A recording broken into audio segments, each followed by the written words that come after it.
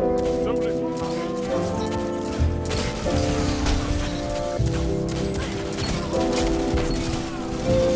Friends of glory, glory is not.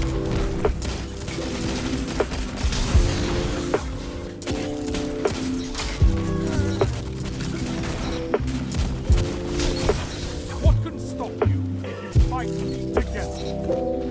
Nothing. Double down. Your allies. This is how you grow strong in fight. I love it.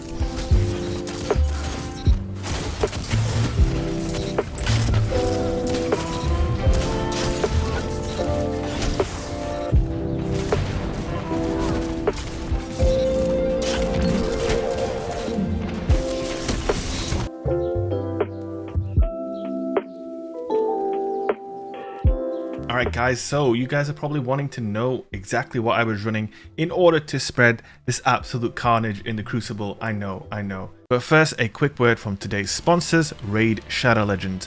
Now you've probably heard all about Raid Shadow Legends by now, but let me tell you why in terms of gameplay it's the deepest and most complex mobile game around. With over 500 champions to collect, each with their own skills and attributes, and millions of different artifacts to find and equip, no two champions will ever truly feel the same. This makes for literally endless ways to build your teams, crazy depth, and endless strategies to figure out. The game is also free to play, by the way, and is available on both mobile and PC. And within the last couple of weeks, they've added a load of new updates. There's a lot to mention, so I'll just dive in. First, they've just added champion fragments, which essentially allow you to collect pieces of champions that you can use to summon specific champions, with special events running all the time. There's also a new bazaar where you can load up on high value items with the gold bars that you win in Tag Arena, and they just extended the daily login rewards up to 270 days, with a free champion available just for logging in.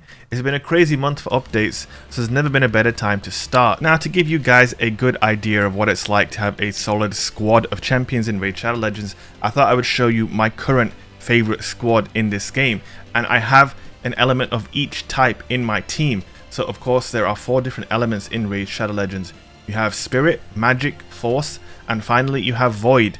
Void kind of stands above the rest as it's not weak to any of the other elements, whereas the other elements are all weak to one another, kind of like a game of rock, paper, scissors. So if you have an essentially perfect team put together, you'll have one of each element in your team, so that no matter what you face, you have something to counter the opposition team. So guys, what are you waiting for? Go to the video description, click on the special links, and if you're a new player, you get 100,000 silver plus 1 free champion, Death Chanter. This champion is incredibly powerful and is a very good champion for new players. It will help you breeze through the early stages of the campaign. All of the strategy will be waiting for you here. So guys, don't miss out. Good luck, and I will see you there. Oh, and one last thing, these rewards will only be available for the next 30 days and only for new players. Raid Shadow Legends. And I know I'm not playing on my bubble. I know, crazy. I know it's kind of rare for me, but hey, listen, sometimes you gotta switch it up. Quite simply put, if you're gonna use Fighting Lion and a hand cannon, and it's a kind of a classic loadout from back in the day, if you're gonna use this setup, this is the best way to use it for sure. There's not a better setup for this loadout in the game.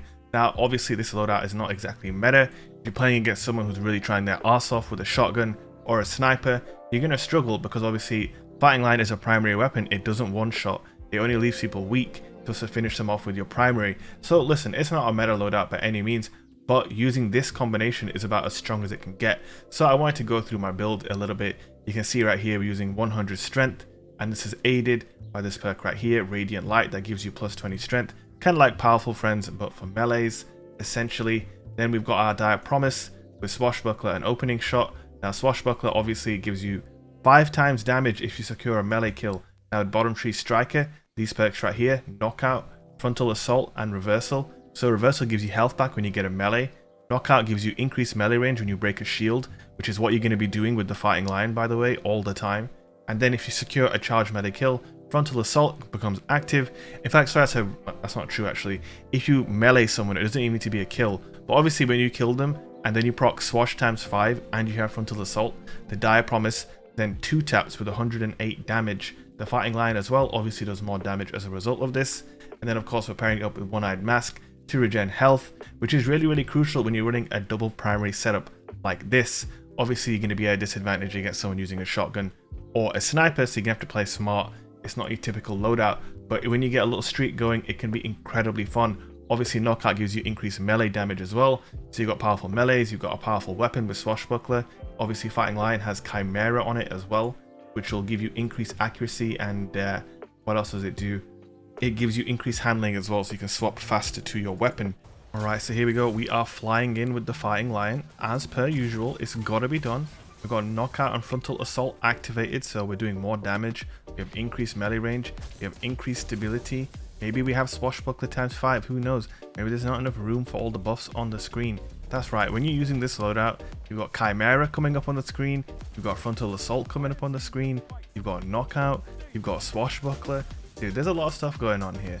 There is a lot of stuff going on here, and it definitely makes this loadout way more powerful than if I was to play it on Void Titan. Bottom Tree Striker is just absolutely incredible. The synergy that Knockout, Reversal and Frontal Assault offer with a number of loadouts is just so impressive. But with the Fighting Lion in particular, this is like my kind of classic loadout, but on steroids, and let me tell you why. Obviously, my classic Fighting Lion setup would be Void Titan with Syntheceps, right? So obviously you hit them with the Fighting Lion, and then obviously you can melee them from far away with Syntheceps, right? But now on Bottom Tree Striker, as you can see, I'm 2-tapping people with a Dire Promise. I have Synthecept melee range for free because of Knockout, and then the cherry on top, I'm getting my health back and an Overshield with One-Eyed Mask. So yeah, if I'm being honest and I put my Void Titan bias to one side, yeah, this is something else, man. This is the most powerful way to run Fighting Lion and a hand cannon in the game. It's the final form, man. It is 100% the final form. And I think the Dire Promise that I have and the roll that I have really adds to this feeling of final form, because all the synergy here is just kind of out of control. Like I said, you break someone's shield with Fighting Lion, now Knockout is activated. You switch to your Dire Promise after shooting Fighting Lion, now Chimera is activated. Increase handling and accuracy on your kinetic weapon. Not only that, if you meleeed someone, now you've got Frontal Assault. By the way, you meleeed them because you had increased melee range because of Knockout, and you had increased melee damage, 160 with the melee, making the activation of Frontal Assault so very deadly, because obviously with Dire Promise also equipped, now you've got Swashbuckler ×5. So yeah, the synergy is just out of control. Obviously, I think I briefly mentioned it in the opening commentary of the build and all that this is not a meta loadout by any means. It has some significant weaknesses. That main weakness is that it's a double primary loadout. Don't get it twisted. Running Fighting Lion and a primary is not the same as running Mountaintop and a primary, or Truth Teller and a primary, because the Fighting Lion has no capability to one-shot. I think the only way it can one-shot is if you have a big damage buff like Weapons of Light. I don't think Frontal Assault's enough to do it. Oof, that 2-tap by the way. The 2-tap. My god, this is disgusting. So yeah, Fighting Lion has a very well-defined skill gap in my opinion, because if you're not smart with your positioning and your approach, you'll be demolished by a competent player running a shotgun. You know, you need to shoot Fighting Lion and swap to a hand cannon, or you need to shoot Fighting Lion and go for a melee. The guy with the shotgun just needs to run up to you and pull the trigger and get the kill, or the guy with a sniper using Beloved, you know, with like 10 million aim assist, he's gonna snipe your shit off by the time you've even started swapping to your Dire Promise. So yeah, this is not a meta loadout, but when you go on a rampage with this setup, it's incredibly satisfying because of that reason. Using loadouts that are not necessarily super strong but have their uses and have their kind of niche, it's just satisfying. And if you've never done it before, give it a try. I know Fighting Lion is not very user friendly like something like the Mountaintop.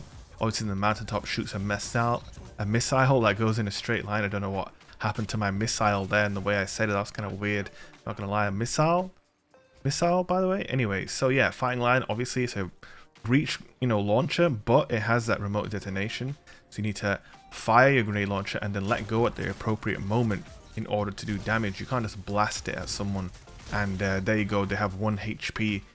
Most of the time they'll have a full shield left, meaning you need to put a hand cannon headshot into them, maybe another one if they're not fully weak. So it has a little skill gap to it. There's no denying it, man. It's not like running, you know, Spare Rations and Mindbenders or Dire Promise and Beloved. There's more going on here. And in this sandbox, yes, it's quite unforgiving to use the fighting lion. But as you saw in this game, I managed to hold my own pretty well.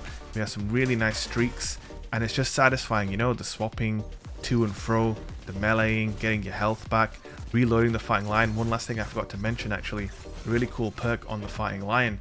So if you hit someone with fighting lion and then swap to your other gun and successfully and quickly kill them, the fighting lion automatically reloads. That's another little bit of synergy for you guys. This build is just synergy written all over it. Now, yeah, we may not have won the game, but we sure as hell tried our best. That's all you can do sometimes, guys. So hope you enjoyed the video. If you did, hit that like button, and if you haven't subscribed already, do me a favor and hit that button, man. We got some good content around here. Don't miss out.